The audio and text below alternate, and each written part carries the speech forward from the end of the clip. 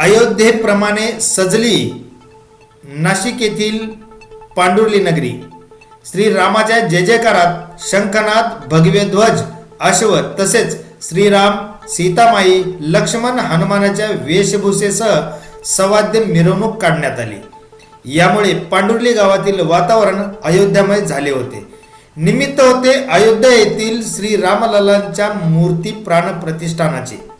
सद्गुरू लक्ष्मण स्वामी महाराजांची तपोभूमी व समाधी स्थळ म्हणून लौकिक असलेल्या पांडुर्ली येथे अयोध्येतील श्री राम मूर्ती प्रतिष्ठापनेनिमित्त गावात जणू दिवाळी साजरी करण्यात आली।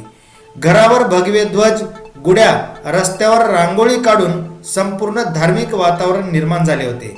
सकाळी भैरवानंद गिरी महाराज यांच्या मार्गदर्शनाखाली गावातून श्री रामरथाची मिरवणूक काढण्यात आली।